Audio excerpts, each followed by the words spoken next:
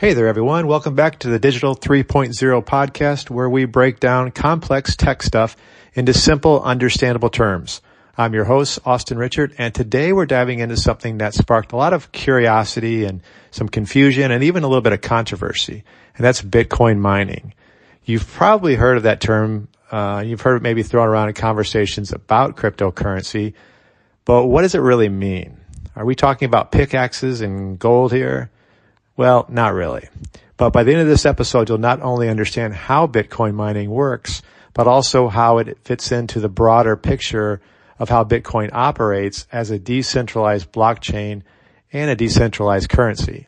And of course, we're going to have a little fun along the way, so let's get into it. Well, first off, when people hear the word mining, they might think of shovels and tunnels and digging and mine shafts and looking for shiny things, right? Well, Bitcoin mining is kind of like that, but instead of a physical mine, we're dealing with a digital one.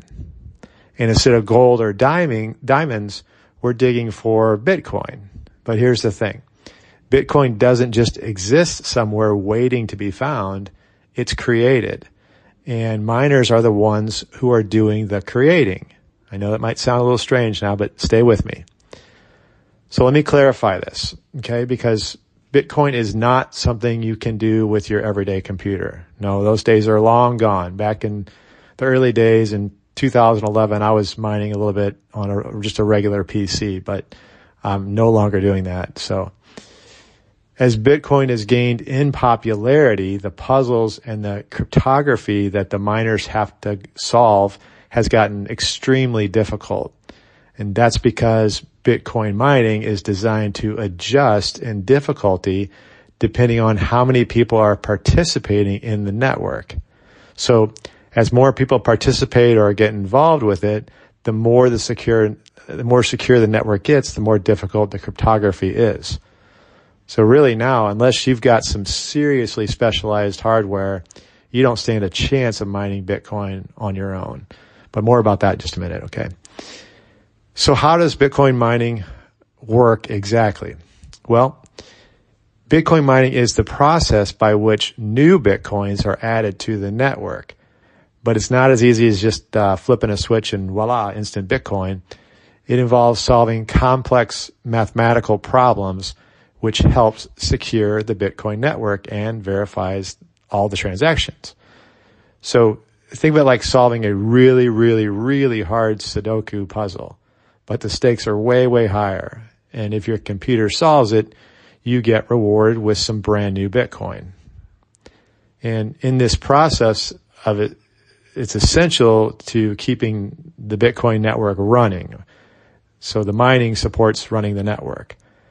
Bitcoin operates on something called a blockchain, which is basically a giant, unchangeable digital ledger that keeps track of every single Bitcoin transaction ever made. Every time you send or receive Bitcoin, it gets recorded on this blockchain. But who makes sure that every transaction is legitimate and gets recorded correctly are the miners. Miners are, as we kind of talked about, they use specialized computers to validate all the transactions, and they add them to the blockchain. And then when a group of transactions is confirmed, they get bundled into something called a block, and that block gets added to the blockchain. And that's why it's called Bitcoin mining. You're mining blocks, and you're adding them to the chain. So in return for all this hard work, or the computer hard work and electricity, miners are rewarded with the newly minted Bitcoin. You might be thinking, why does this have to be so complicated? Can't we just have a digital currency without all these puzzles and miners? Well, the reason Bitcoin is tough to mine is because it's designed to be. It uses what's called a proof of work, which that requires miners to put in a significant amount of effort or computational power to validate transactions. This makes it difficult for anyone to tamper with that blockchain or the Bitcoin blockchain. Imagine if someone wanted to change one of the transactions, they'd have to redo all of the work in that block and every block that comes after it. So the amount of computing power required would be astronomical, which in turn keeps the network secure. But there's more to it than just security. Proof of work also helps regulate the supply of Bitcoin. You see, there's only a limited number of Bitcoin that will be created over time, and that's 21 million to be exact. And Bitcoin mining is the process that introduces new coins into circulation. It's like digital gold mining, except instead of digging into the ground, miners use their computers to unearth new coins. Here's a fun fact. The reward for mining Bitcoin isn't always the same. Right now, miners are rewarded with 6.25 Bitcoin for every block they successfully mine. Now, about a little less than a year ago, they were rewarded with 13 Bitcoin, which I'll talk about in just a second. So those rewards they cut in half every 4 years in an event called the halvening. And it started at 50 Bitcoins per block when Bitcoin was first launched. Then it dropped by 25 and then to 12.5. And now we're at 6.25, which has happened over time. It's become harder to mine. And then there's also less rewarding to mine new Bitcoins, which that adds to the scarcity and the value of the currency. And just as a side note, Bitcoin itself can be broken down fractionally into 8 decimal places. So keep that in mind. If, for example, if you were purchasing Bitcoin, you can buy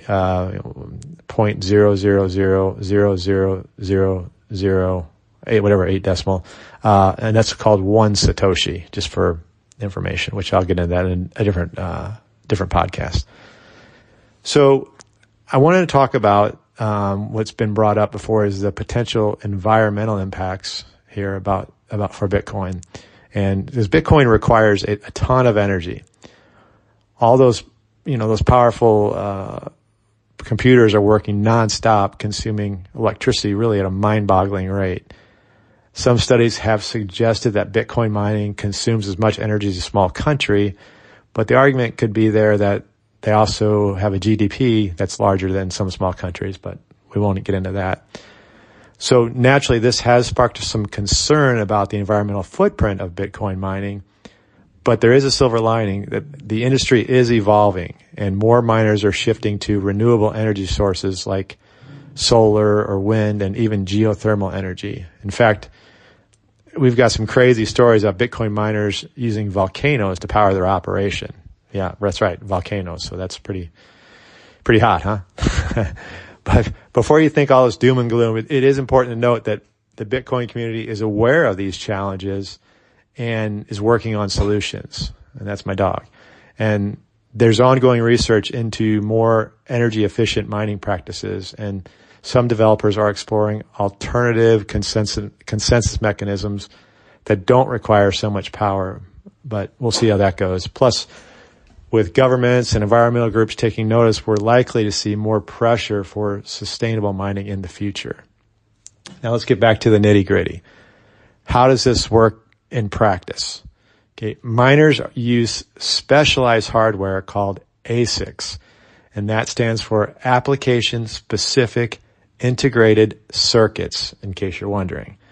And all these machines are specifically built for Bitcoin mining. You don't get on Google or you don't get on YouTube or Facebook with them. I guess you could, but so these ASICs are incredibly powerful and efficient at solving these cryptographic puzzles needed to mine Bitcoin. But they're also very expensive. So it's really no longer something the average Joe can do from their living room. Mining has become a really big business with mining farms. You can actually buy shares of mining farms. You can get into mining and in that way if you want to get into Bitcoin or something like that. So we're talking really about having massive warehouses that are full of these ASICs machines. They're springing up all over the world, especially in areas where they have cheap power. In some cases, the mining operations have even set up shop in places with excess energy, like Iceland, where they tap into geothermal power, or parts of China where the hydroelectric power is readily abundant. The idea here is to minimize the cost and maximize profits, because if it costs $30,000 to mine a Bitcoin's worth 60,000, you'd like to get your cost of, down to, 10,000 or 5, whatever it is, and make more per Bitcoin. So is Bitcoin still profitable is mining Bitcoin still profitable in 2024? And the short answer is it depends. Kind of like what I said though, because the Bitcoin rewards are getting smaller, and then the competition's increasing, and the cost of electricity continues to rise, in many parts of the world. So that being said, in regions where energy costs are low or renewable sources are abundant, mining can still be profitable. And especially if Bitcoin's price continues to rise faster than the cost of energy, then that's very helpful for the miners. But for small scale miners, it's getting really, really tough to make a buck without joining a mining pool, which is a group of miners who combine their computing power and then they share the rewards. It's kind of a team effort, and then the pie is divided up. So that's about it, guys. Let's just sum it up. Bitcoin mining is the backbone of the Bitcoin network. It's how new Bitcoins are created and how transactions are verified and added to the Bitcoin blockchain. It's tough, it's competitive, it's energy intensive, but it's also crucial for maintaining the security and the decentralization of the network. And I have a whole video or podcast, on decentralized networks and centralized networks, and you might want to take a look at that. And while, there are concerns about environmental impact, and they are real, the industry is moving toward a sustainable solution. So if you've ever wondered what's going on behind the scenes when someone starts talking about Bitcoin mining, now you know. It's a lot more complex than digging in the ground, but it's not that difficult. I think you get it. So as always, thank you for tuning in to the Digital 3.0 podcast. I'm Austin Richard. If you enjoyed today's episode, make sure you subscribe, leave a review, and maybe share it with someone that could use a crash course on Bitcoin mining. I'll be back next time with some more tech goodness, but until then, stay curious and stay ahead of the curve. Thanks again.